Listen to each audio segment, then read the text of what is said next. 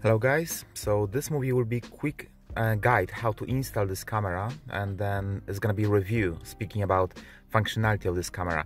So I'm saying quick guide, and the reason is simple because that's simple installation, that's nothing complicated. So this should doesn't take me a long time to be installed.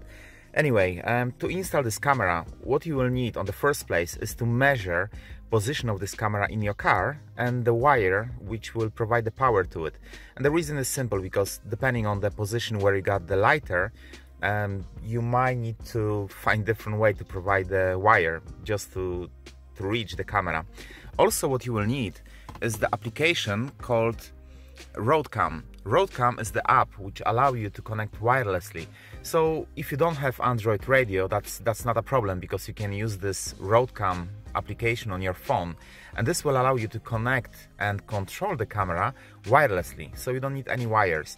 So in my case, I will be installing camera over here. This will be behind the mirror. So in this case, when I will be using the camera and everything, this is not gonna obstruct anything ahead of me. So camera will be here. Also, if I will use the sun visor, this is not gonna touch the camera or interfere with it. So that's good, because if you will install this in the odd position, then you might just block yourself access to it. So what I will do, I will just set the camera to the setting that I will be using, and I will just leave it like that. Other thing is that if I will need to change anything, then I will be doing this from the Android radio. So first, I will just add the clip on the back of the camera with the labels, and then attach this to the window. But like I said, make sure that the position where you're adding this, you can reach this by the power. So first, I will recommend to just use the wire, powering wire, just put this loose in the place where you would like to put this through, and just make sure that you got enough wire to reach the camera, because in other case you might have problems and you don't want to add this to the window and then just remove it again. So make this right on the first time. So guys, in my case you can see the wires, but from the driver perspective you don't really see this much, so it's not so bad. So I put this behind the mirror, then the wires I transfer on the top, then on the side on the edge, then the power one goes down under the seat, and then it is connected here, so it's enough. The other one for the rear camera, it goes over there to the back of the car, and then it is on the back of the window. So all the wires I put over there, and then they go to the camera. So all of this is installed. So now I will start to test this to see what is the quality of the recording. So what I will do, I will compare the quality of the movies from this camera against the quality of the movies from Samsung Galaxy S8, just to see which one is better. So I will turn on the Wi-Fi to show you how it's connecting to the car. So information about Wi-Fi, they are displayed here. So you got the Wi-Fi name, also the password, so you can connect your phone or any other device which you got. So now we go into Wi-Fi settings. If you did connect to this network before, this should automatically connect. So now when it's connected, you go into the apps, and then you're looking for RoadCam. You can download this from the App Store, or there are also options to download this offline. So when you are in the app, then you're choosing the device that you would like to connect to, add the device, then it will buffer the signal, and then you can see the picture from the camera. So you got the front view camera and also back view camera. So guys, I've been using this for nearly a week, and now I can say a few things about it. So all the informations which you can see on the screen, they are tiny small information, small digits. You can compare this to my finger. It's really hard to read while you're driving, and that's a big problem. I was expecting that this driving assistance gonna be transmitted from the device to the app which you can install on your phone or on your radio, but sadly it doesn't. So all those informations, tiny informations which you can see here, they are not transmitted into the screen.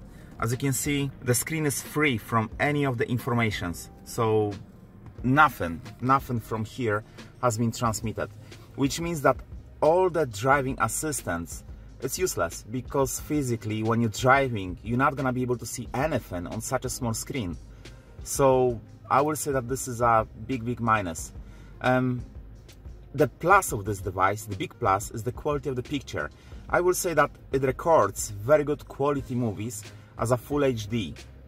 I was comparing this against Samsung Galaxy S8, and this camera have better picture than Samsung Galaxy S8. Only minus is that when you're driving facing the sun will cover most of the view, and then it might be hard to actually read registration number. Further on, it is saying that this is 4K and it's supposed to be 24 frames per second. But I did scan the picture which was recorded by this camera as a 4K, and it looks like every 5th frame is a photo, which means that this is only 19, maybe 20 frames per second. So it's using more space, doesn't really improve the quality, and it's basically, for me, it's useless. So personally, I would say that this is a brilliant device for recording movies ahead of your car and behind of your car in full HD. Very good sharp quality. So I will say that if you're looking for camera which will be recording those informations, then that's a brilliant device. If you're looking for driving assistance, then no go. I don't think this is gonna be a good solution for you, because basically the picture is tiny, you're not gonna be able to read anything from it, and to be honest, when you're gonna drive and try to read, you might have accident, because physically it's gonna be hard to do. Also, the other thing, I realized that there are two, I read about it. There are two kind of cameras. One type is using the battery, which means that it's holding the power for something like 20 minutes, half an hour, maybe 1 hour. And there is another one which work with capacitors. Capacitor one, it's only to keep the power long enough so device, when you switch it off, gonna finish recording the information, so nothing gonna be lost. So this device is based on capacitors. It doesn't have the battery, so it's another thing which you need to consider. Also, every time you're gonna power the device on, it remembers all the settings, but the Wi-Fi you have to switch on every single time when you power on the device. So you have to switch the Wi-Fi, and then you go into your phone or maybe your Android radio. It should automatically connect, and then you can go to app, so you can have live view. Now, another minus. Sadly, another minus. So the device is supposed to have album and access to all your movies and everything wirelessly. So as you can see, when I'm going there, it doesn't. I am connected to the camera, because you can see on the device, you can see the picture, so the camera is connected. But if you would like to see anything that has been recorded, then it doesn't display anything. Another function that this device has is to connect by USB cable to radio or PC. So as you can see, I connected this camera to my radio, and now from here I got option to actually use it as a PC camera or the mass storage. When you choose PC camera, it doesn't work with the provided app. If you choose the mass storage, it doesn't allow you to transmit the informations from the camera to your Android radio. So I will say that only way to remove the information, to transmit the informations, will be by using the SD card. So I don't know if I can recommend that. I can say that the picture quality is really high quality, it's really good. So I will definitely say that it will record very good footage. So if you will have any accident, then you will have very good proof for, you know, fault, or maybe, you know, hopefully it's not your fault. But I'm saying that you will have definitely a good quality proof. But if you look on the price line, if this is really worth it, I'm not really sure, because I know that there are many full HD cameras which you can buy on the market, and they are lower price.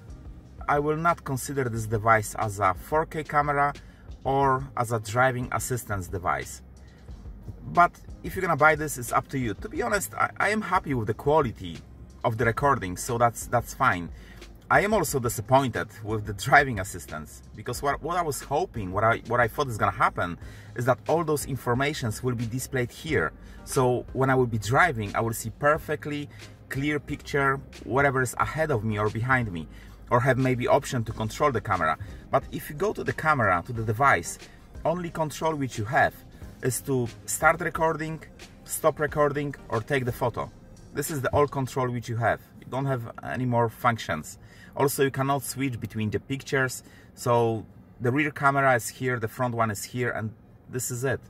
That's all you have. So as you can see, I can stop recording, so it doesn't record anymore. Here there was a red dot. So it is up to you guys if you're gonna buy it or not. I will say that I am happy with the quality of it. It's a really good device. I am disappointed with driving assistance, but I don't know, maybe with time they will upgrade the application and it will get more functionality. But at this day, there is no driving assistance functionality at all. Also 4K, I will not consider this device as a 4K.